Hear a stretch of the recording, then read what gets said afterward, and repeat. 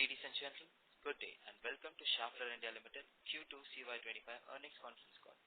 As a reminder, all participant lines will be in the listen-only mode, and there will be an opportunity for you to ask questions after the presentation concludes.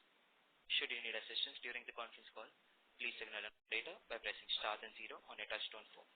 Please note that this conference is being recorded. I now hand the conference over to Ms. Gauri Kanikar. Thank you, and over to you, ma'am. Good evening, everyone, and welcome to Schaefflers India Limited's earnings conference call for the second quarter and 6 months ended 30th June 2025. We have with us from the management today Mr. Harsha Kadam, our Managing Director and Chief Executive Officer, and Ms. Hardevi Vazirani, our Director of Finance and Chief Financial Officer. As always, Mr. Kadam will first take us through a short presentation on the results, after which we will open the floor for questions. With this, I now hand over to Mr. Kadam. Over to you, sir.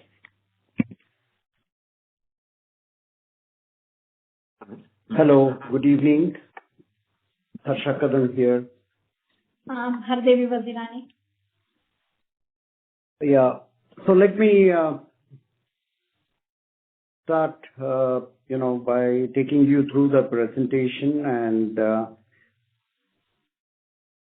as usual, I always begin my presentation by sharing recognitions that we have got from our prestigious customers.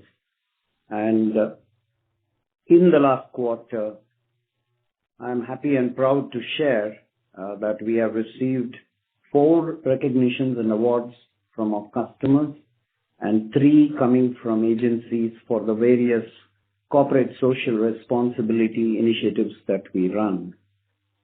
So to start with, from the customers, 2 awards that came in from the Toyota Group.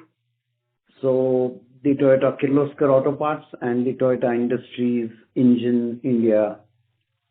One award was in the area of zero defect supplies in that quarter, and the second award was again in the supply of 100% delivery without missing a single day. Now, both the awards mean prestigious coming from the biggest brand, Toyota. We also got an award from one of our customers, OEM customers, but the award was given for our Vehicle Lifetime Solutions business, which is traditionally the aftermarket business in the automotive space.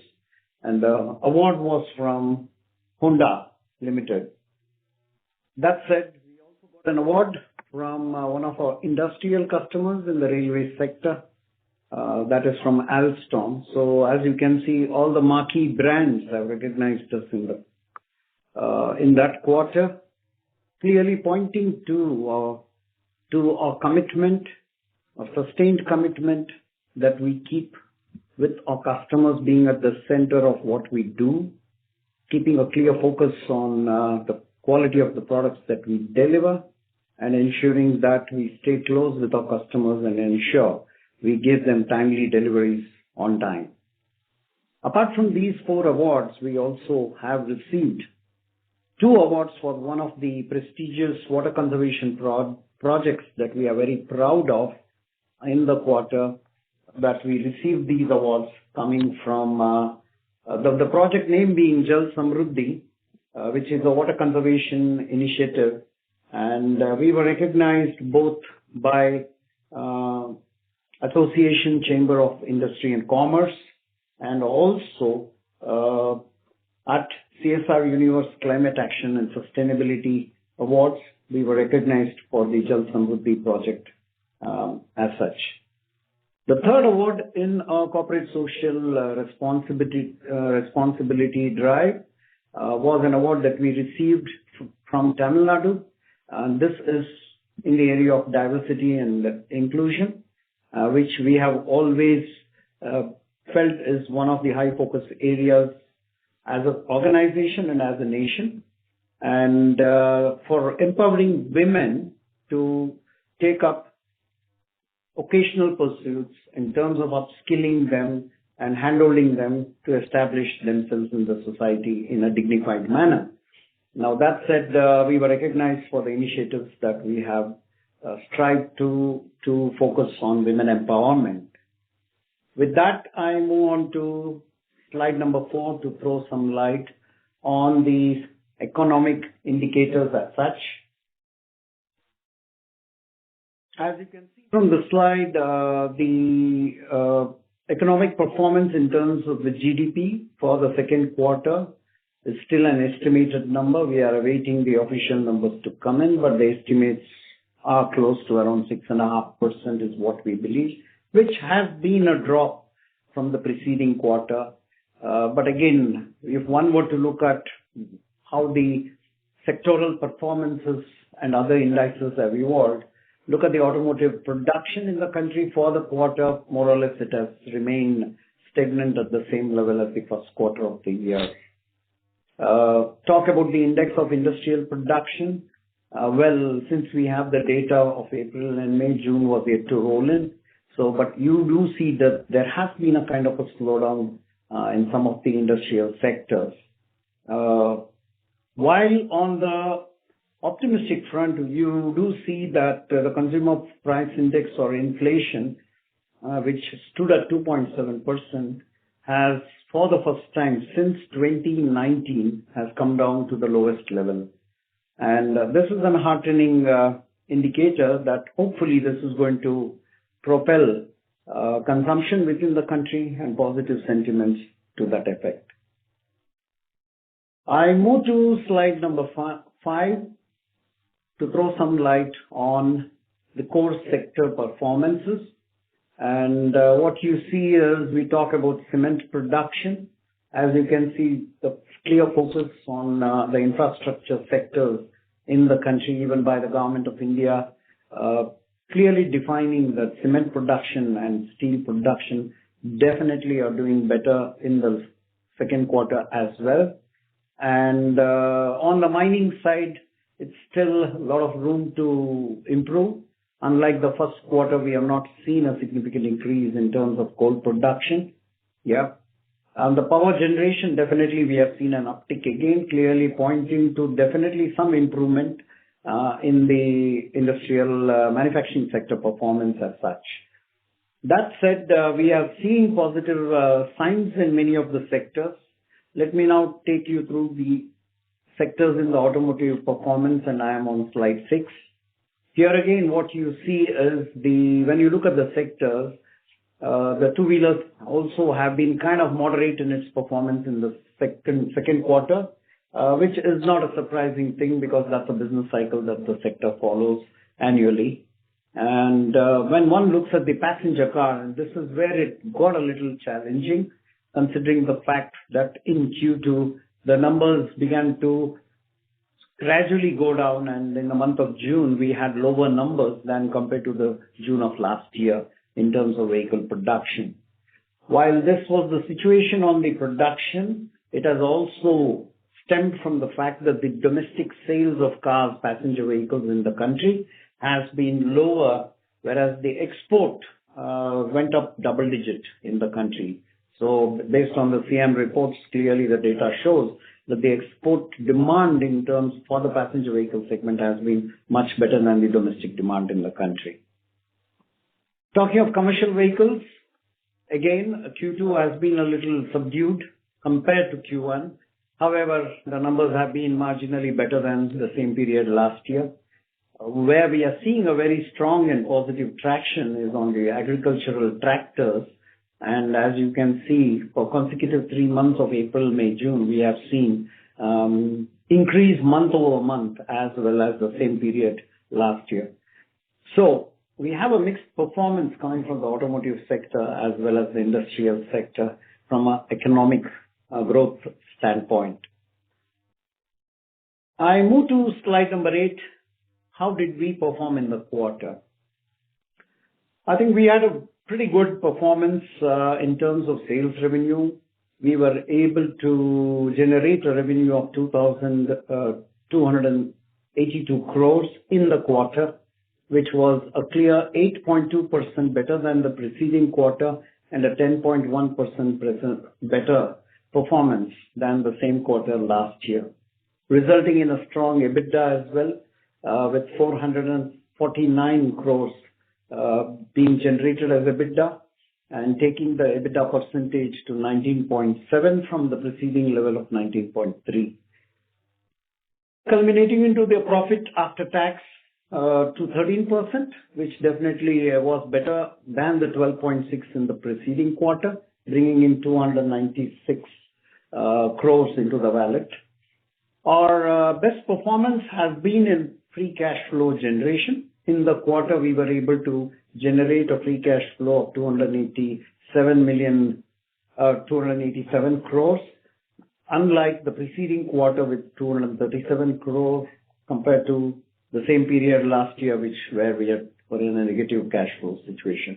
All in all, I must say it has been a reasonably good performance considering the challenging ecosystem that is prevalent in today's market.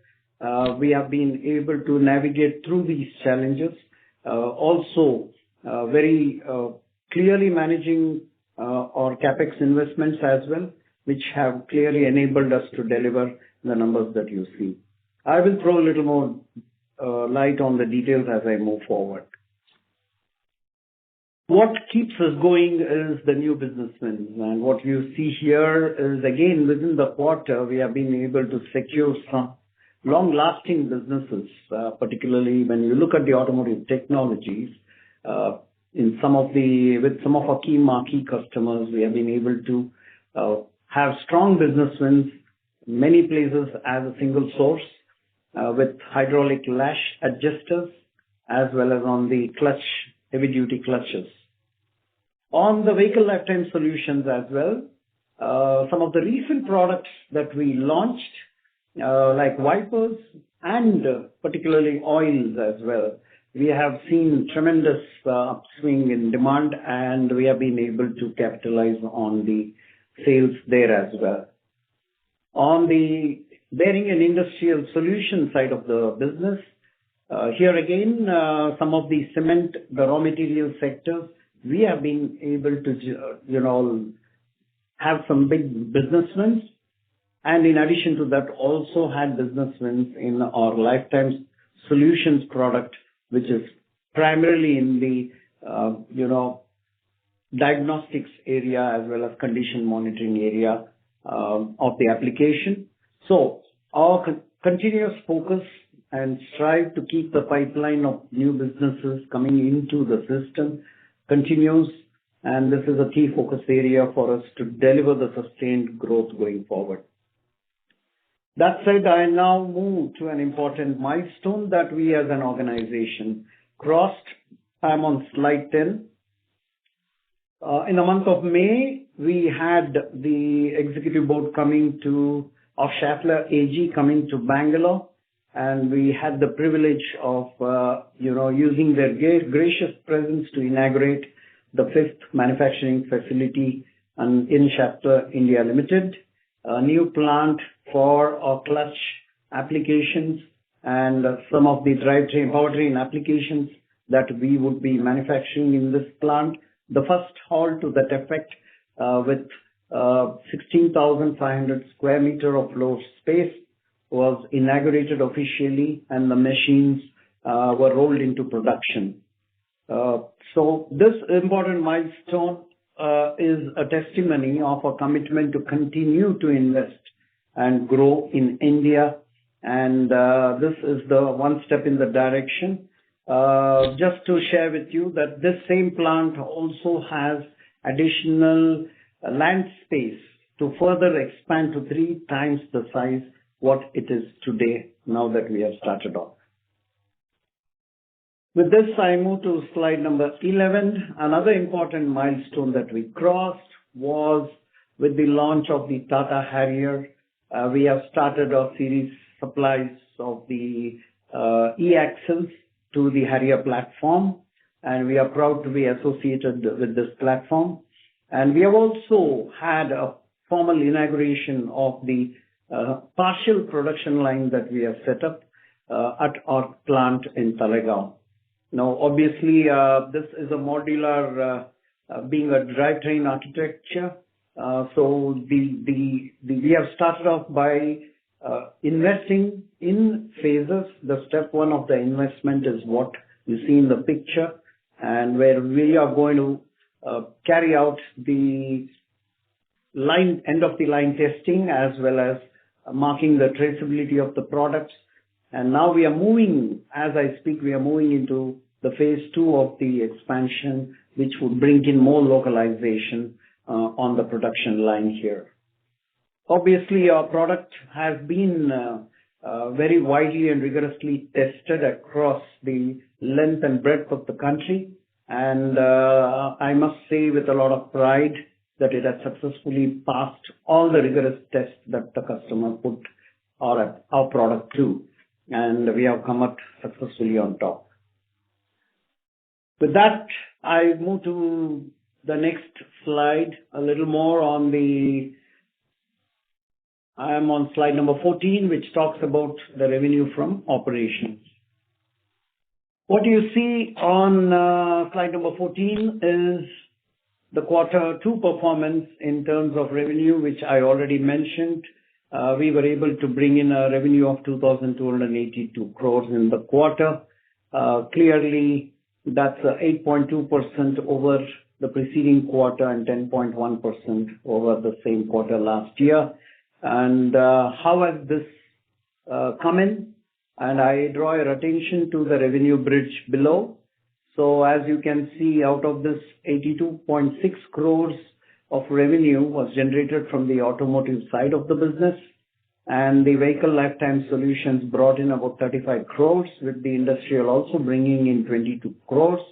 A star performer has been the automotive and intercompany export business, which also came in at about 70 crores into the system. All in all, raising the revenue in the quarter compared to last quarter by an additional 2,000 crores coming into the system. So all in all, it was a broad-based growth within the domestic businesses and also quarter-on-quarter positive performance with the business growing up by 6%. So if one were to look at how within the 4 divisions that we operate in, export obviously grew at a very strong, and if one were to look at the 6-month period, our export business has grown 23% compared to the same period last year. Automotive technologies at 13.5%. Vehicle lifetime solutions too coming back strongly at 12.3%. Bearing and industrial at 7%.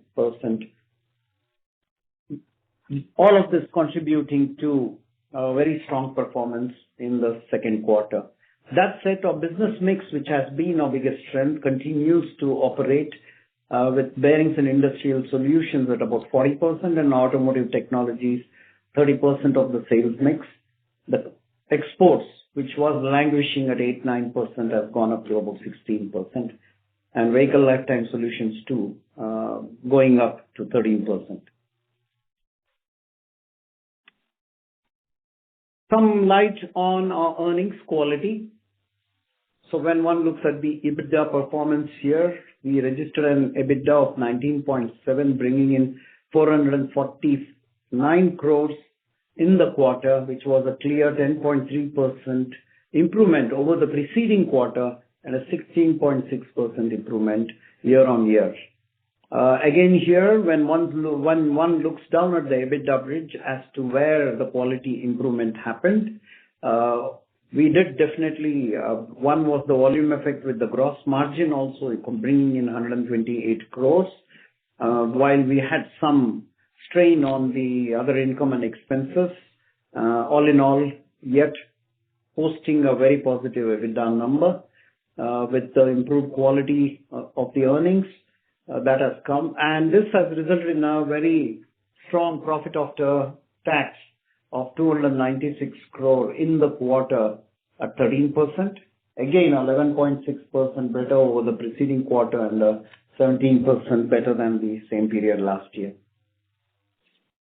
On the working capital, we have managed to sustain the same levels as the preceding quarter.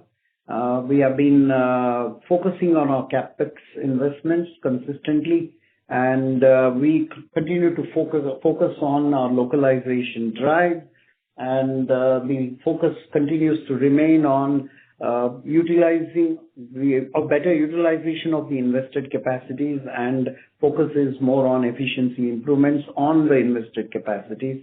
And that is something the export business is also enabling us to, leverage the capacities that we have already in place in a much better fashion. So with that, if you look at the quarter in terms of capex, our investments stood at 100 crores as against the preceding quarter. We are still better at 82 crores, which was in Q1. However, compared to last year, we have moderated a bit, but this is not to say that our capex commitments are going to go down. It is just that we are aligning or spend our investments in tune with how the market is shaping up. And this is where, agility and also the prudent management of capital flow becomes super important. That said, some light on the free cash flow, which I already talked about, one of the strongest quarter in terms of free cash flow generation at 287 crores within the quarter has been clearly the clear focus on generating cash from the market has been on high focus, plus managing our working capital in a much better way. I move to slide 17, where the key performance indicators, a lot more in detail. I allude you to go through the numbers. As I've already covered each of them, I just wanted to share on the 6-month period 2025 revenue, where we stand at 4,392 crores at 6-month closing, which is a clear 12% growth over the same period last year. That said, the EBITDA margin of 19.5%, resulting in an EBIT of 15.9 and a profit after tax of 12.8. I move to the next slide, which is slide number 18, and I wish to draw your attention to the KRSV Innovations Auto Solutions Limited, Coors in short. And Coors too has posted some good revenue generation, exactly in line with the plan that we have set for. We do have challenges on the gross margins here, and we are trying to work that out. We are trying to sort some things out. So as you can see, a revenue of 71 crores coming in the second quarter, exactly in line with the plan that we have laid out. Margins has still negative at 15% EBITDA and a 16.8% EBIT. This is a key focus area for us. This is resulting into a consolidated Schaeffler India results of 18.7% EBITDA and a 15.1% EBIT margin. With that, I move to slide number 19. So all in all, a good and strong performance, double-digit growth year on year. The momentum continues, and this is the fifth quarter where we have been able to, consecutive quarter where we have been able to sustain the growth. And quality of earnings, which remains a high focus area on efficiency and cost management, continues to remain. And we have improved levels of operating metrics, as I already shared. Working capital continues to be a high focus. Free cash flow, definitely. And with that, we will moderate and continue to be agile on our capex investments as we move forward, monitoring the market situation as it evolves, as it is a very volatile market situation out there. So we are brought in a lot more agility in terms of our capex investments. With that, I come to the end of my presentation. Over to you, Lord. Thank you very much. We will now begin the question and answer session. Anyone who wishes to ask a question may press star and 1 on the touchtone telephone.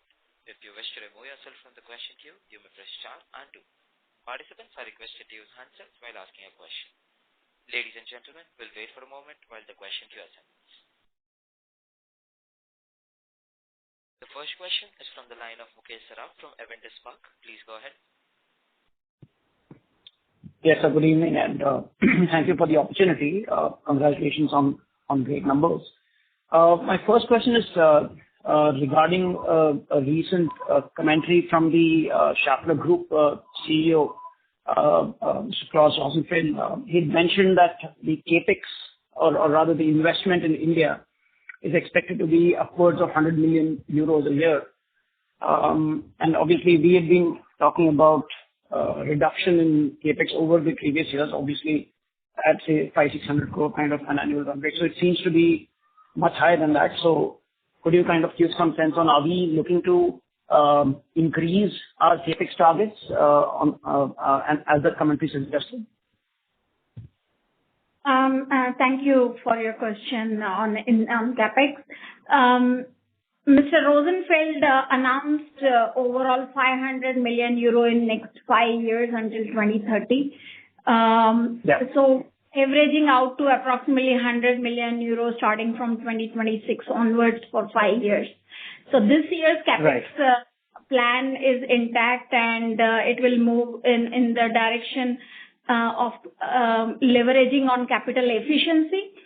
Because we have made close to 1,700 crore investment in last 3 years. So this year we are trying to look at the capital efficiency, and then we will again ramp up from next year onwards. Right. So next year onwards, it can be in that 1,000 crore a year kind of ballpark, based on that 500 million euro number that he mentioned for 5-year period. Mr. Saraf, as I already mentioned, that yes, we definitely want to continue to invest. However, it is very important that we closely monitor the market developments which we are doing, both on the domestic front and on the export side.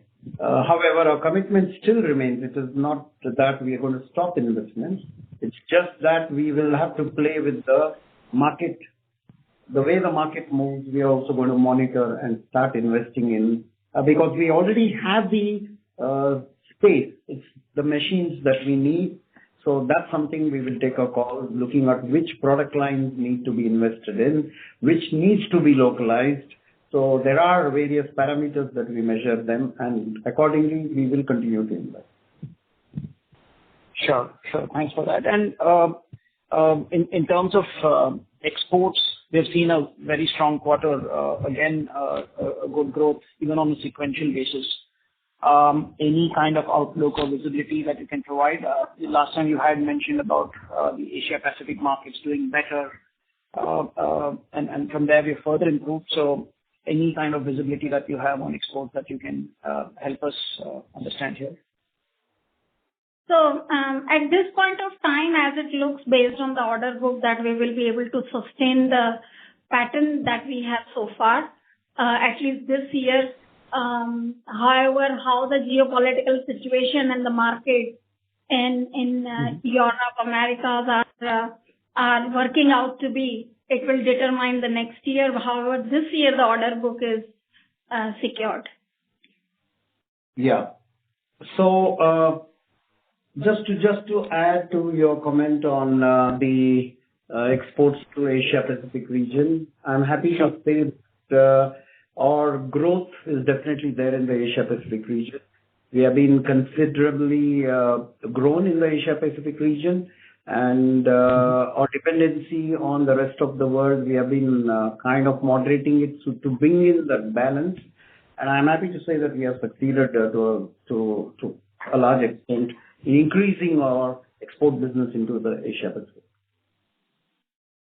Sure. Good to know that. And just last question from my side is, when I look at the bearings and industrial solutions business, especially in the non-mobility side, the other side, it seems to have kind of flattened out this quarter after like maybe 4 or 5 quarters of 20+% growth. Anything that we should read into that, or is this just a temporary kind of a blip?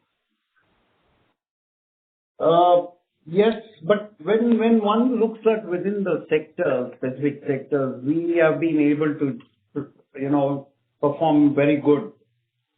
In some of these specific sectors, we have seen a very strong growth in our, for example, the railway. If one were to look at Q2 performance, we have done pretty well in the railways. We have done well, obviously, in the wind energy sector. So we've been able to consistently grow. We also done good in the off-roads, with a clear focus on it. infrastructure and agri-industries. Yeah. So these sectors we have been able to do. Yes, some of the moderation or the tepidness came in was more on the two-wheeler sector again, right? And yeah, so and our distribution also did pretty well. I must say the distribution business did pretty well in the industrial distribution, I mean, when I talk about it. So that took pretty strongly. So some sectors which are critical for us in terms of volume as well as on the margins, they have helped us in this quarter. Got that. Great. Thanks a lot. I'll get back to you. Thank you. The next question is from the line of Raghunandan from Nuvama Research. Please go ahead. Thank you for the opportunity. Congratulations on continuing double-digit growth and also inauguration of the new Shoalgiri plant. Sir, firstly, on the vehicle lifetime solutions, you've continued to see strong double-digit growth. Can you elaborate on the efforts which are helping market share gains, better penetration, and also on the new products? Yeah. So on the vehicle lifetime solutions, a couple of pointers that I would like to give is one, that our OES demand from the OEM customers definitely has also gone up. Obviously, clearly a clear indication that the aftermarket demand in the market has kind of picked up. That is from the market side. From our own efforts side, some of the traded goods that we launched, also we saw a strong uptick. In terms of the oils and lubricants, in terms of the wiper blades, we have seen strong uptick in demand. We were able to leverage that. Also, what we did was we were able to, with the sluggishness that we saw in the OEM side of the market, we were able to better leverage the production capacities to go ahead and leverage those available capacities to feed more into the aftermarket as well. And particularly this is coming in our clutch portfolio, which we sell in the aftermarket. So all in all, there were multiple reasons which we were able to manage very well in this quarter. Thank you, sir. And you alluded to other expenses income during the opening remarks. Can you indicate on the other expenses side, it seems to be notably higher YOY. Was there any one-offs there? What was the reason for it? Would it also include the costs relating to the new plant? And also on the non-operating income, there is a strong growth. If you can highlight on that as well. Yeah, sure. So on a non-operating income side, we had supported the group companies in a specific projects, which was charged out to them based on the transfer pricing policies of the group. So income is mainly for the project related support cost that was incurred by us, and it was then charged out to the group companies. On other expenses side, it is mainly there are certain one-time expenses related to the new plant, certain toolings, certain operating supplies, the filling, the coolants, etc. in the plant, as well as certain one-time expenses for tooling for e-mobility, which we have been able to beautifully absorb because of the better gross margin. Got it. What would be the sustainable rate here for other expenses? I mean, going forward, what would be that one-time impact which would not be there next quarter? I think we have been able to manage overall in the usual range that we show quarter on quarter, and we will be able to maintain that as we go forward in the year, because these are the fixed costs and those will be absorbed with the double-digit growth. So we don't foresee any further hiccups in the coming quarters. Got it, ma'am. So also congrats on the commencement of series production of E-Axle, which you commenced last quarter, and now you have started the phase 2 investment or CapEx. Can you indicate how do you see the progress on ramp up, and considering that you have a lifetime order size of 300 million euro, what can be the annual revenue run rate for this particular project, and how do you see the domestic and export shaping up? I sense there are two questions within that one question that you asked. So let me take the first part first. So to answer to 300 million, which we had projected, and how is it going to ramp up? Well, as you know, it all depends on the vehicle that is launched already, and we are already seeing good response in terms of our series supply, which we have already started, is an indication that the vehicle is doing well. However, for me to give you a number, it's pretty challenging now because we'll have to wait and watch how the vehicle performs in the market. That's number one. But the other question I was unable to grasp, you referred to exports.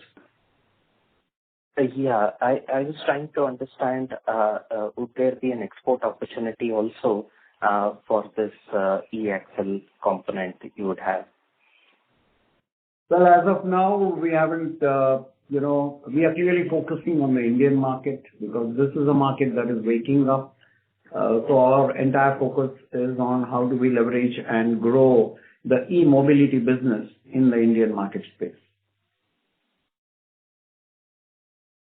Got it, sir. Thank you so much for that. And just the last question, the press release and your opening remarks, you indicated to efforts on localization and the efficiency measures. Can you indicate the current localization share? It was 76% last quarter. Would you be able to achieve 80% by end of 25 or in 26? And sorry, I'm just adding the last question again on the revenue potential for the stream of investment you have had. We couldn't hear your last part of the question. Sorry. I was just trying to understand for the Schaefflers plant, whatever investment has been made so far, how do you see the revenue potential for that? Okay. So on the localization front, certainly with the good demand coming on the export side as well, we were consistently focusing on making the products here. So yes, you are right. We were in the range of 75-76%. And I'm happy to say that in the second quarter, the same number, we were able to take it up to 78 and above. So currently we are in that range of 78-79%. And we will continue to keep that focus because the localization is definitely one of the important prerequisites to compete in the Indian market. Yeah. So that will continue to remain. And the second question was on the revenue increase. Revenue potential for the Schaefflers plant, would you be able to, on the investments which have been done so far, what would be the kind of gross asset turnover you look forward to? I'm afraid, we don't link necessarily every plant-wise revenue performance because there are interdependencies, there are processes which are done by one plant for the other plant. So at this point of time, at least we will not be disclosing on the revenue potential for Schaefflers. Okay. Fair point, ma'am. I'll fall back to the queue. Thank you so much. Thank you. The next question is from the line of Harshit Patel from Equirus Securities. Please go ahead. Hi, thank you very much for the opportunity. So my first question is on our automotive technology segment. We have been consistently outgrowing the overall industry level volumes when it comes to PVs, CVs, tractors, etc. could you provide a broad breakup of the revenues into these 3-4 larger segments? So has this mix changed significantly in the last 3 to 4 years, and how do you see this mix evolving over the medium term? Yeah, Mr. Patel, thank you for your question. We normally track in terms of the portfolio of products that we play in, and all I can tell you is to give you a specific split. May not be appropriate. Even some of the areas talk about e-mobility have non-disclosures at the customer's end, which is binding us not to share specific details about what revenue we generate. So much as we would love to, we are a little tied down because of the NDAs that the customers have insisted on signing. Understood, sir. Sure, no problem. So, secondly, you have previously mentioned that in the PVs, our content per vehicle has reached as much as 50 euros at present. So how much this number would be for CVs as well as LCVs at present, and how this number has improved over the years with our newer product offerings and the business wins that we have been consistently generating? Yeah, just to throw some light, you talked about CVs and LCVs. So let me just talk about that. Yes, our content per vehicle there was somewhere in the range of 50 to 60. Actually, we were lower in commercial vehicles. We have started to increase our offerings there. LCVs in particular, we've been doing well. So I must say we should definitely be in the range of 60 to 65 plus. Even on the passenger car, it's the same story. We have been with hybridization coming in, definitely our content per vehicle also has gone up there. What we do not yet have started to measure is the content per vehicle on the electric vehicles, obviously because we need that necessary volume to come out still. So we have not started the measurements there as such. Understood. Perfect. Thank you very much for answering my questions. I'll come back in the question queue. All the very best. Thank you. The next question is from the line of Balasubramaniam from Arihant Capital. Please go ahead. Good evening, sir. Thank you so much for the opportunity. Sir, with gaining traction in EVs, how we are balancing R&D investments between ICE products and new EV technologies? And secondly, we are supplying components for hybrid platforms to Japanese OEMs. Are there any plans to expand localization for other global OEMs? And what is the capex allocation for hybrid and EV components? Okay, so there were 3 questions. So the first one was about R&D investments between IC products and new EV technologies. Thank you. So, India is a pretty different and challenging market with all the technologies coexisting today. You have the gasoline engine, you have the hybrids as well as the pure battery electric vehicles as well.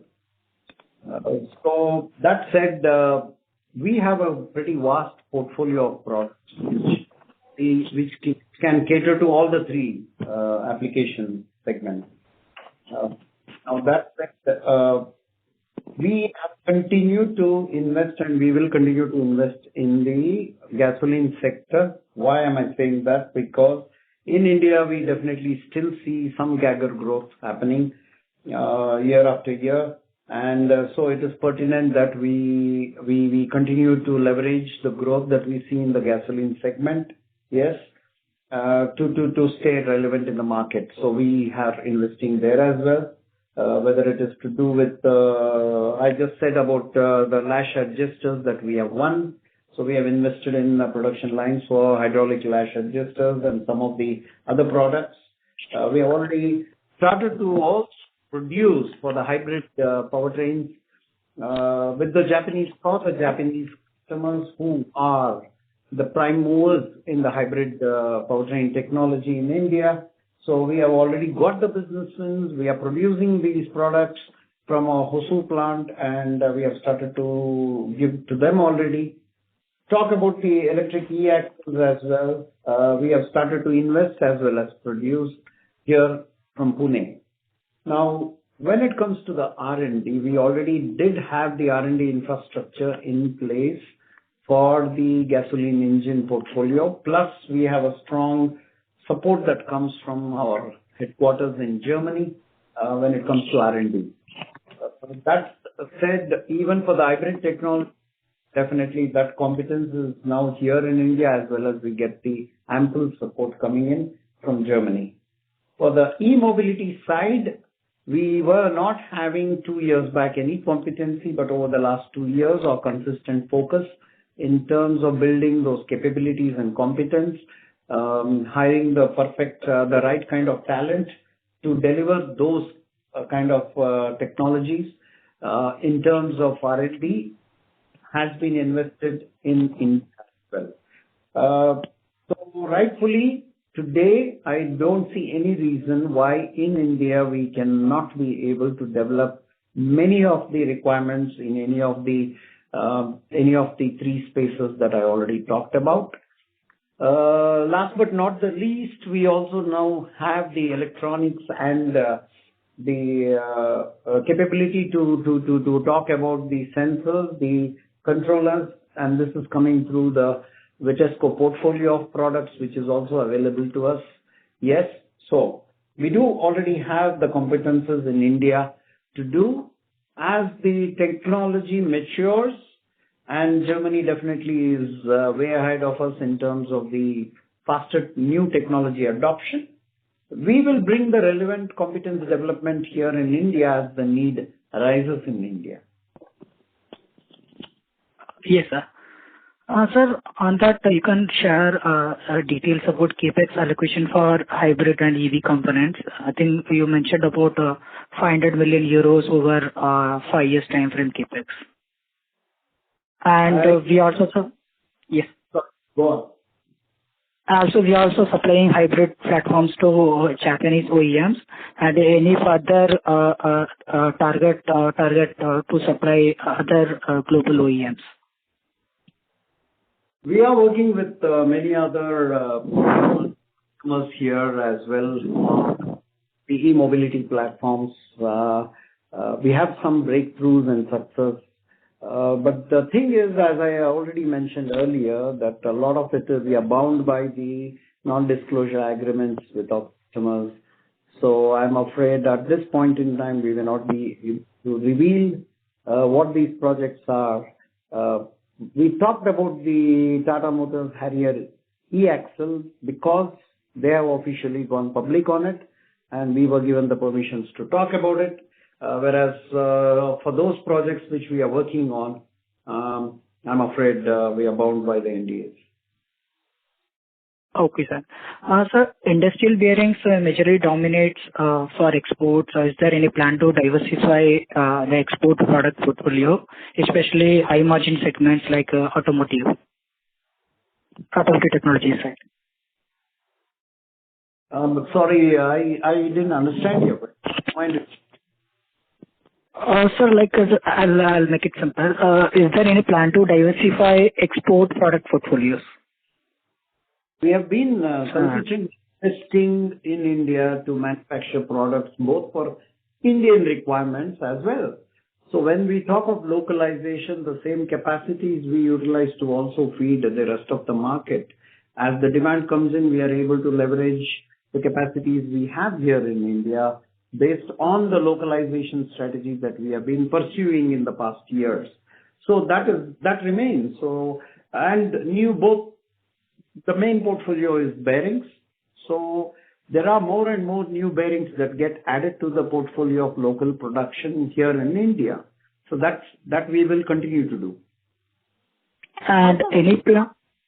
That there is limited scope that the automotive manufacturers of the world, they usually prefer the locally produced parts in their respective countries. So it has a very limited chances, I would say, opportunities for us. And there are few areas where we have plans to export, but it would not be as big as it is currently for industrial. Correct. Got it. Thanks. Thank you. The next question is from the line of Rishi Vora from Kotak Securities. Please go ahead. Yeah. Thank you for the opportunity and congrats on good set of numbers. Just first, one clarification on the CapEx numbers, which has been guided by the parent. Does it also include the Vitesco India's CapEx as well for the e-mobility solutions, or the CapEx number which the parent has stated is going to be done by Schaeffler India only? This investment is for India, and we have been talking about these investments, as you know, since the last few years. We've been consistently investing, and it is all about Schaeffler India Limited.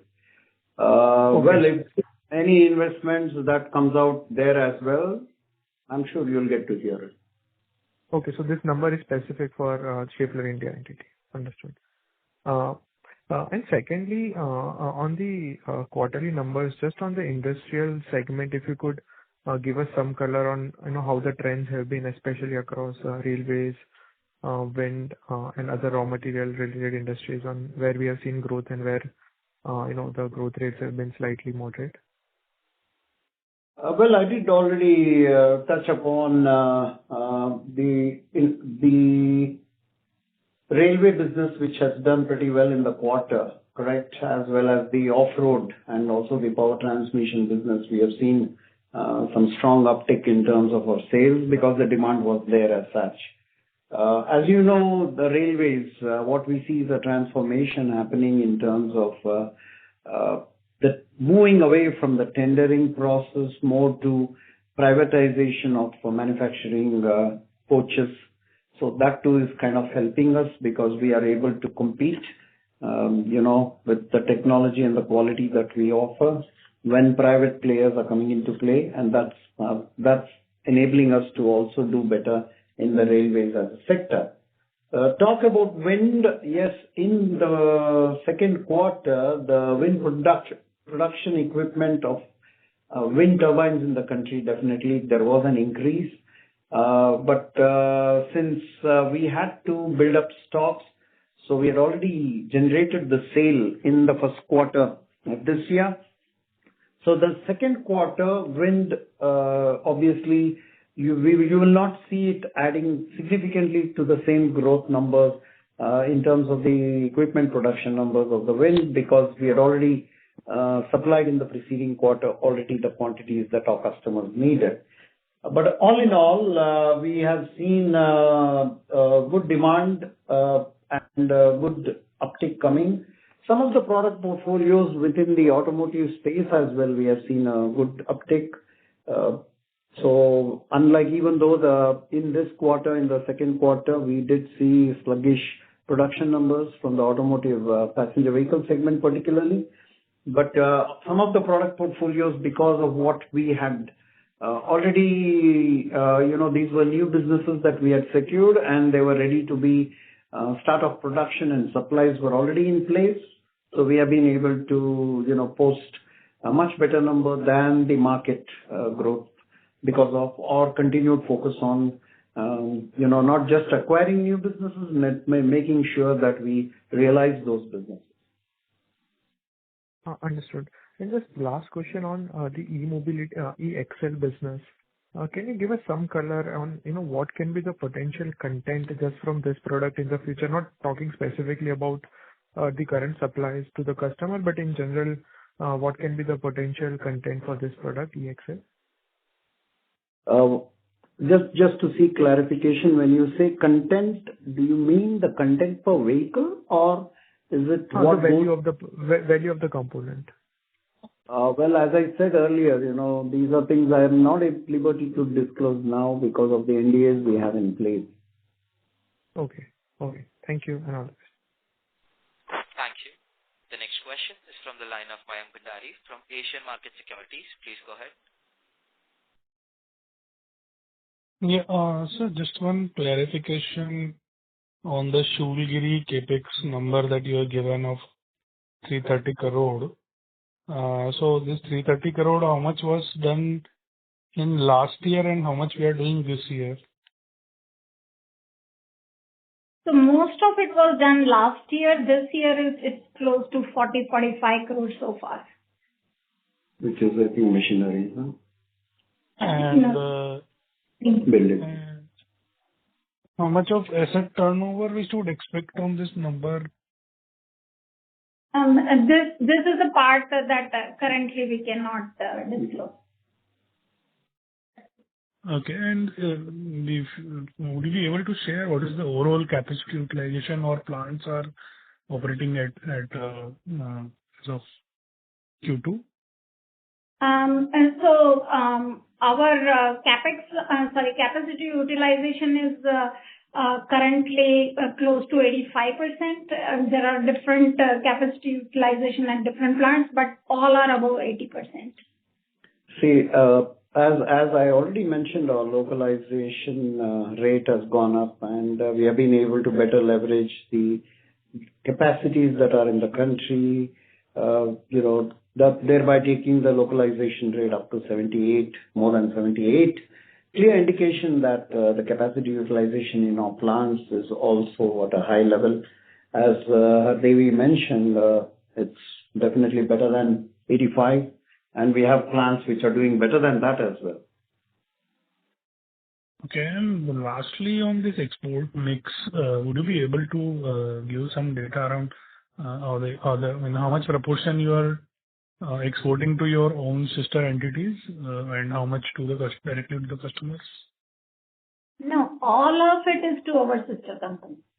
I think this should be clarified that whatever we say export is all exported to our sister companies across the world. Right? That's how all multinationals work, and we too are no exception there. Sure. Okay. Thank you. Thank you. The last question for the day is from the line of Schaefflers from ICICI Prudential AMC. Please go ahead. Yes, sir. Thanks for the opportunity. So just on the new Saudi plant, where a good portion of the investments had gone into over last 2 years, right? So out of the constructed halls, what sort of utilization has already happened in terms of the new lines, and what proportion of it would still be left for you to utilize in future? And just on the last part, you highlighted most of the plants are above 80% utilization. Is it true even for the new Saudi plant? Thanks. That is right. That is right. It's also true for Saudi plant. It is true for Saudi plant as well. And of the constructed area, what sort of lines utilization would have already occurred, sir, in terms of the installed lines?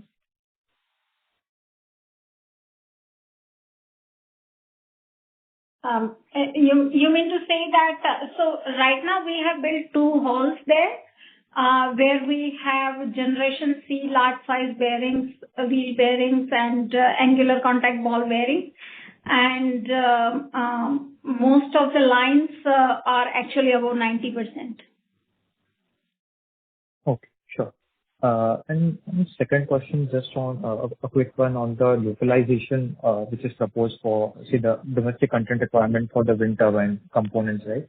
Is there an implication for the domestic bearing industry, in a sense that is there an imported bearing content which exists, or it is anyway largely localized and doesn't add much to the industry? Are you referring to the wind segment specifically? Yeah, on the localization, the domestic content which is proposed for the wind turbine components, right? So are the wind bearings anyways localized, or is there a good imported bearing market which can be replaced due to this? Surely, as I said earlier, our localization rate is still at 78%, although we have improved over the preceding quarter.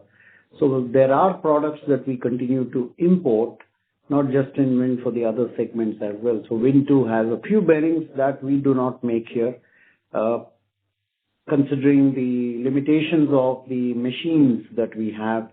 So there are clear investment plans in that direction as well, to bring in those sizes of bearings to be manufactured here in India, which we today are importing. So we have a clear plan for the wind as well going forward. And just to add I think in the last year itself, more than 27 different types of bearings have been localized.